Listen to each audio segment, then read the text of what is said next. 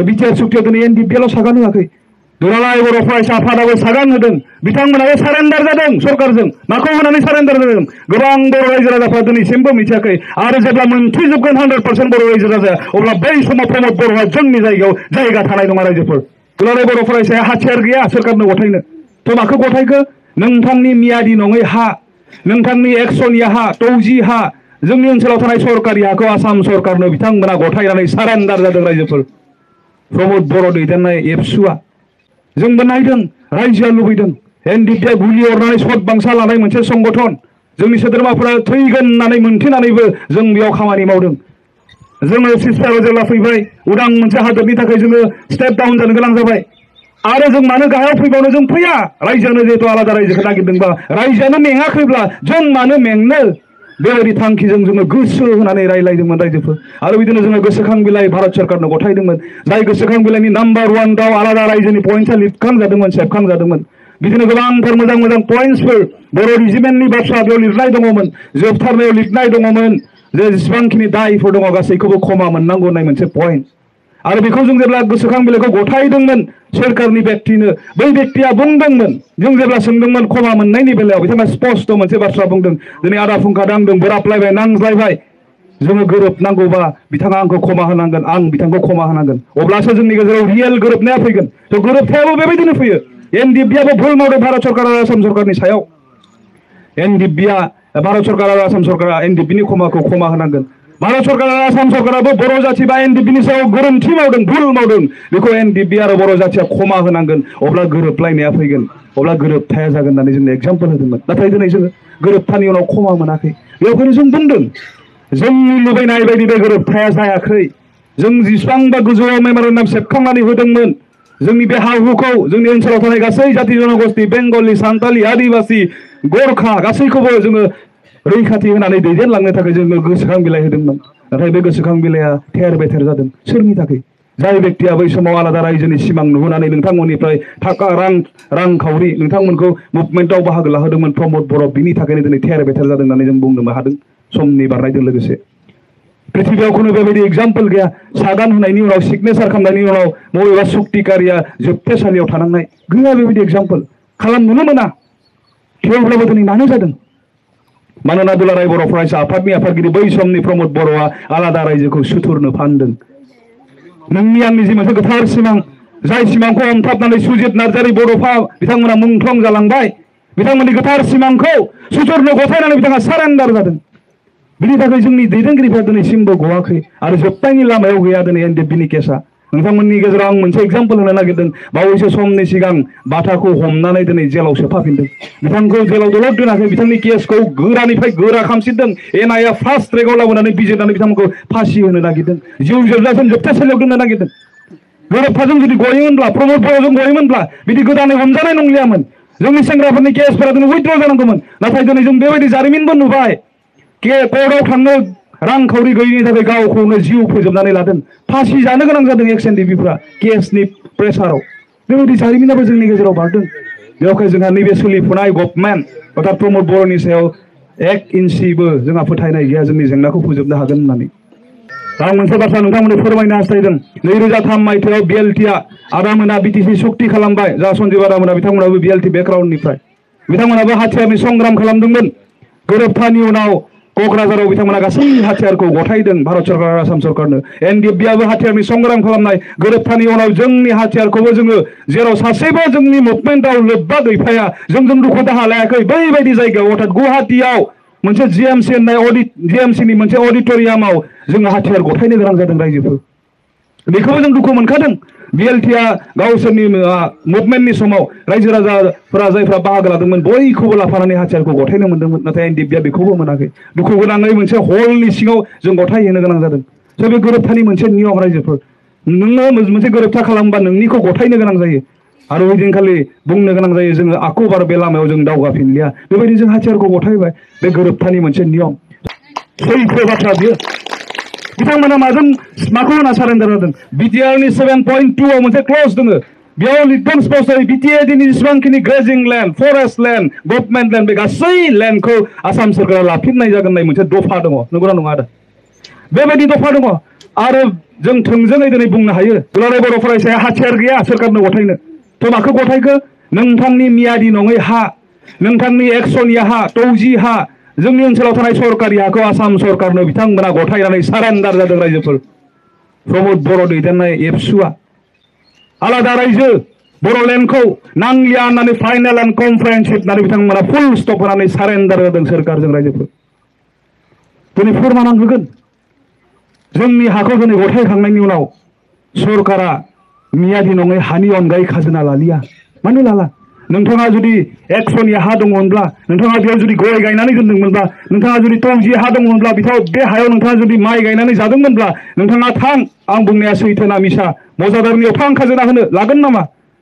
नोंनि मियादि नङै हानि खाजोनाखौ दिनै सरकारा लालिया मानो लाला बेखौ प्रमदा सरकारनो गथायखाबाय बेखौ होनानैनो बिथाङा सारेन्डार जादों एकमात्र बिटिसिनि चिफ जानो थाखाय मोनफ्रोमबोनि सिमांखौ थेर बेथेर खालामनो थाखाय नोंनावखौ सोङाखै जोंनावखौ सोङाखै बियो जोंनि हाखौ आसाम सरकार आरो भारत सरकारनो गथायदों गिलु बालु आं दहायबो बुंदों सैथोआ जेदों दोङो न'जों थाङोब्ला जाथिखौ गाबथानो हागोन बेखौ नोजोर होनानै एक्स एन दिब्या दिनै दावगादों राजनितिकआव हारिखौ फोथांनो थाखाय जोङो राजनितिकआव ओंखारनो गोनां बायद' जादों रायजोफोर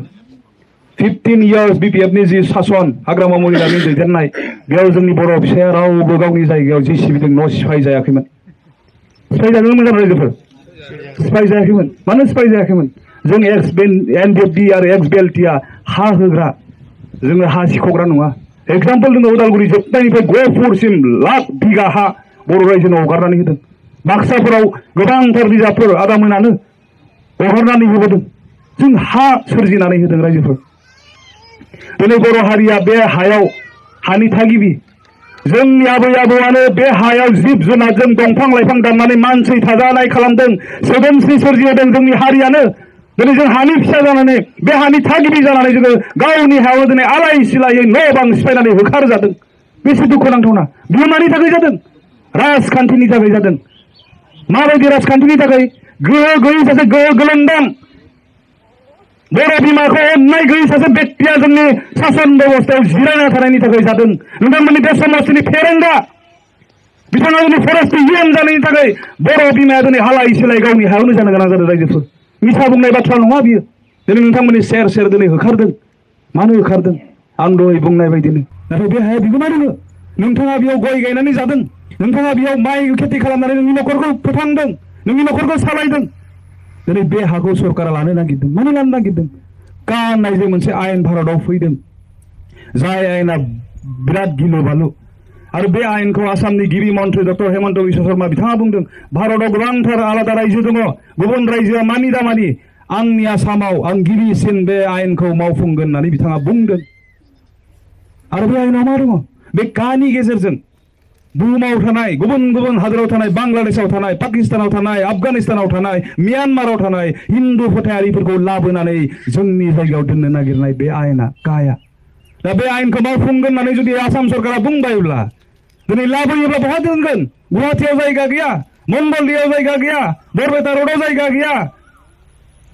दिसपुराव जायगा गैया नोंथांनि आरो आंनि बे हायावनो लाबोनानै दोनफैगोन रायजोफोर अब्ला जोंनि हाया दिनै राजखान्थिजों रैखाथि गैया जादों नंगौना नङा जों जोंनि जायगायावनो दिनै आलाय सिलाय जादों रायजोफोर आरो बेखौ नुनानै नोजोर बोनानै एनडिएफबिआ गोदोबो जातिखौ फोथांना लाखिनो थाखाय बिखा फोरदानानै जिउ बावबोखादों दिनै जोङो एक्स जाबाय हाथियारखौल'सो जों सरकारनो गथायदों मोनफ्रोमबो थांखिया उइदाउट हाथियारखौ नागारनानै गासैबो दिनै जोंजों लोगोसे गोथाङै दङ रायजोफोर बेखायनो दिनै जों जातिखौ बिपदआव नुनायखाय बिनि जेंना फोजोबनायनि राहा लामाखौ नागिरनानै जोङो राजखान्थियाव दिनै मोन्दों राजखान्थिया जुदि जोंनो बे समखौ लाबोदोंबा गोरों आरो मोजां जोंखौ मोजां मोनग्रा राजनितिखौ जों नागिरनांगोन बेखौ बबेजों थाङोब्ला मोनगोन बेखौ मोन्थिनायखाय दिनै जेंनाफोरा जोंनि गेजेराव फैदों बेवहाय राजखान्थियारि जेंनाखौ जोङो सुफुंनांगौनि थाखाय जों खामानि मावदों रायजोफोर दिनै जों गोरों जानाया मोजां राजखान्थिखौ नागारनानै जोङो मोनसे जायगायाव गसंनानै थानोबो हाया राजखान्थिखौ नागारनानै जोंनि हां लानायाबो उसुबिदा जायो बेवहाय जों राजखान्थियाव थाथारनांगोन आरो बेखौ जोङो गोरों बायदि गियानि बायदियै सिन्था खालामनानै बेयाव बाहागो लानांगोन रायजोफोर बर'फोरा अर्थात बे क'क्राझार समस्तिया दिनै गोरों बायदि बाहागो लायैनि थाखाय जोङो 10 बोसोर एमपिखौ खोमाखाबाय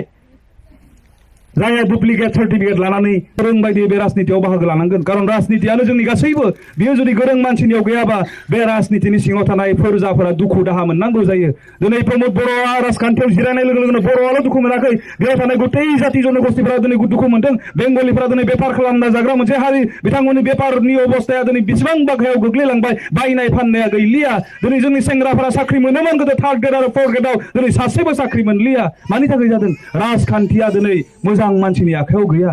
बेवहाय जों नुदों 15 बोसोर गोगोम मोनसे राजखान्थि खालामबोनाय सासे व्यक्ति मानसि अनग्रा हा अनग्रा जोंनि बेकार सुबुंफोरनो साख्रि होग्रा व्यक्ति बेनो जाहैबाय बिपिएफ हाग्रामा महिलारि